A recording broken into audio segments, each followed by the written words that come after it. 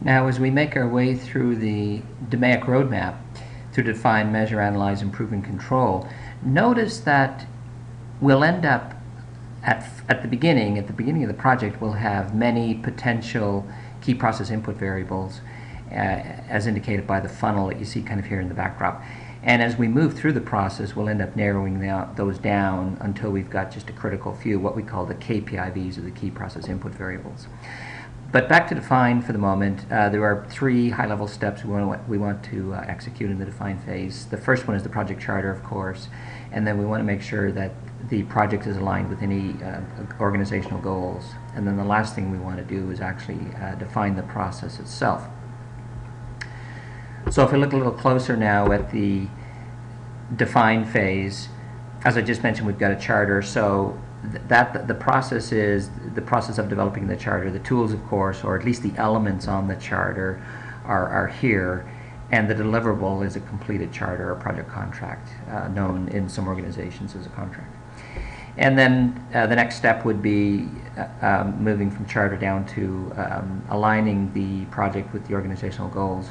So that could be any number of voice of customer, or some sort of CT flow down, what's called critical to, and you'll see that as either CTX, critical to something, or CTQ, critical to quality, but more generally it's known as a CT flow down chart. Business goals, financial requirements, or any other thing like that. So long as it's aligning with an organizational goal, and that's very important, because if it's not aligned with some corporate goal, then at some point when it's difficult to get resources and the champion has to go to leadership to get access to something, the leadership or management may not have that much interest in it if it's not aligned with something that's on their kind of to-do list for the year. And in aligning the project with the goals, of course, we want to make sure that we've got alignment with some critical to within the organization, perhaps some baseline financials, and customer CTSs are critical to satisfaction. Pardon me.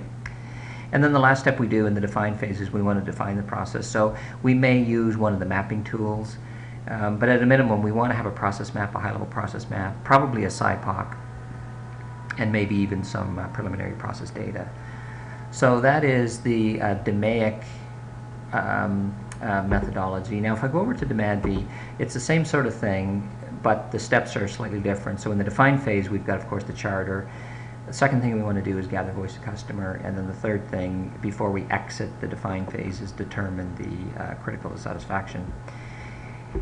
And looking at the detail of that, the project charter is very similar to the DMAIC project charter in as much as here are the elements that you might expect to complete in the charter itself. And then what we're trying to do is develop a charter and perhaps some technology assessment. Where are we on the technology continuum?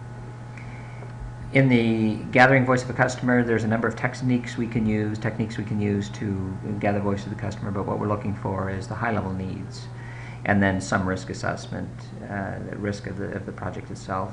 And then finally, we want to convert those high-level needs into what we call critical to satisfaction. We do that using quality function deployment, house number 1.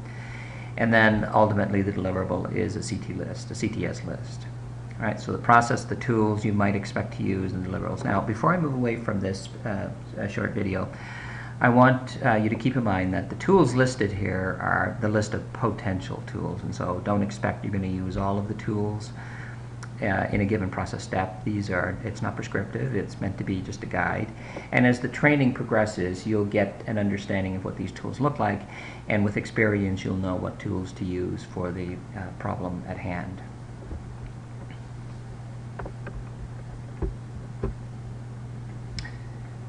Finally, I wanted to mention the is-not tool. So the is-not tool is an excellent tool to help you define the process, particularly when it's a DMAIC project. And is-not is a series of questions that will lead you through the who, what, where, when, and why. It will ask you what the problem is and what it isn't.